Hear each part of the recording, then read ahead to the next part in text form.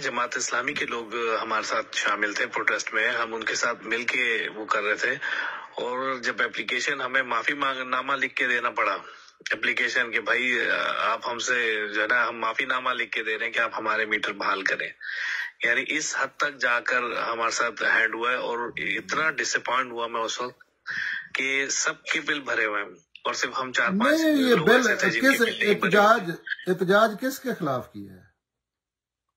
ہم نے یہ زائد ٹیکس لگائے ہوئے جو نہیں کہہ سکتا، کسی محکمے کسی بندے کے خلاف تھا، کسی محکمے کے خلاف تھا، انڈیا کے خلاف تھا، یا کس کے خلاف تھا؟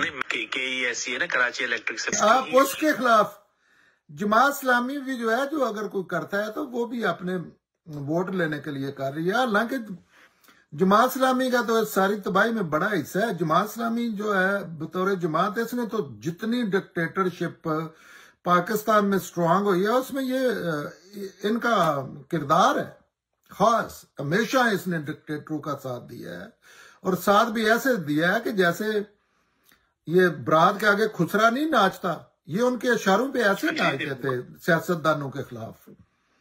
اور ہاں، اور بٹو صاحب کے خلاف دیکھ لیں۔ دوسری بات یہ ہے کہ جب احتجاج ہی غلط جگہ پہ کیا جا رہا ہے، اس کا کیا فائدہ ہوگا؟ مثلا محکمے کا اس میں کیا قصور ہے؟ اس نے محکمے کے لوگ جو ہیں، میٹر ریڈر یا جس نے بل بھیجا ہے، وہ بل پرنٹ نہ کرے، وہ اپنی تنخواہ کے لیے جس کی تنخواہ لیتا ہے وہ نہ کرے، ان کے خلاف کیا احتجاج بنتا ہے؟ ایک ہی چیز ہے پاکستان میں، بات سن لے، ایک ہی چیز ہے، اگر کسی نے احتجاج کرنا ہے، اور احتجاج بھی سڑکوں پہ نہیں چاہیے، احتجاج پرامن احتجاج کریں، گھروں میں بیٹھ کے کریں، لوگوں کو کنسرن کریں، وہ آئین شکن ڈاکو فوج ہے۔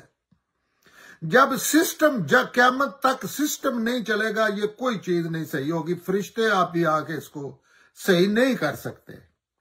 فرشتوں نے بھی اس کرنے کا طریقہ یہ ہے، پیغمبر آ جائے، انہوں نے بھی سسٹم رن کر کے یہ چیزیں ٹھیک کرنی ہیں۔